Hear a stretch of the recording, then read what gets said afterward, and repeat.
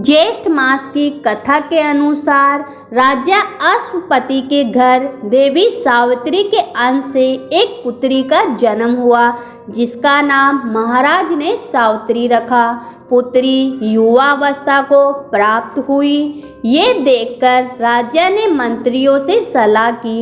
इसके बाद राजा ने सावित्री से कहा, तुम्हें योग्य वर देने का समय आ गया है। मैं विचार कर तुम्हारी आत्मा के अनुरूप वर खोज नहीं पा रहा हूँ, इसलिए हे पुत्री, मैं तुमको अपना वर चुनने की अनुमति देता हूँ। पिता की आज्ञा प्राप्त कर सावित्री अपना वर खोजने के लिए निकल पड़ी और एक दिन उसने सत्यभान को देखा और उसे अपना वर चुन लिया। जब उसने देव ऋषि नारद जी को यह बात बताई, तब नारद जी ने सावित्री के पास आए और कहने लगे कि तुम्हारा पति अल्प आयु है, तुम कोई दूसरा वर देख लो। लेकिन सावित्री ने कहा कि मैं एक हिंदू नारी हूँ, पति को एक बार ही चुनती हूँ। सावित्री की बात सभी ने स्वीकार की और एक दिन उन दोनों का विवाह हो गया। एक दिन सत्यभान के सिर में अत्यधिक पीड़ा होने लगी।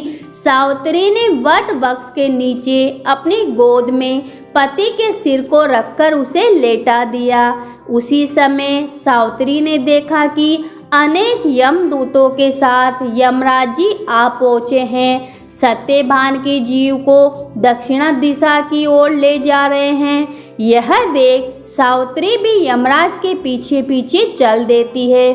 उन्हें आता देख यमराज जी कहते हैं कि हे पतिव्रता नारी, पृथ्वी तक ही पत्नी अपने पति का साथ देती है, अब तुम वापस लौट जाओ। उनकी इस बात पर सावित्री ने कहा कि जहाँ मेरे पति रहेंगे मैं वहीं रहूँगी, यही मेरा पत्नी धर्म है। सावित्री के मुख से यह उत्तर सुनकर यमराज जी बड़े प्रसन्न हुए। उन्होंने सावित्री को वर मांगने को कहा और बोले, मैं तुम्हें 3 वर देता हूँ, तुम कौन से भी 3 वर मांग लो। तब सावित्री ने सास ससुर के लिए आंखों की ज्योति मांगी, ससुर का खोया हुआ राज्य वापस मांगा और अपने पति सत्यभान के पुत्रों की मां बनने का वर मांगा। सावित्री के ये तीनों वरदान सुनने के बाद यमराज जी ने उसे आशीर्वाद दिया और कहा कि तथास्तु, ऐसा ही होगा। सावित्री ने अपनी बुद्धिमत्ता से यमराज जी को उलझा दिया।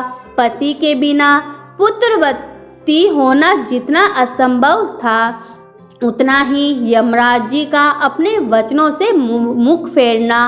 अंत में उन्हें सत्यभान के प्राण वापस करने ही पड़े। सावित्री पुनः उसी वट वृक्ष के पास लौट आई जहाँ सत्यभान मर पड़ा था। सत्यभान के मर शरीर से फिर से संचार हुआ, इसलिए सावित्री ने अपने पतिव्रता व्रत के प्रभाव से न केवल अपने पति को पुनर्जीवित करवाया, बल्कि सास ससुर को नेत्र ज्योति प्रदान करते हुए उनके ससुर को खोया हुआ राज्य भी दिलवाया।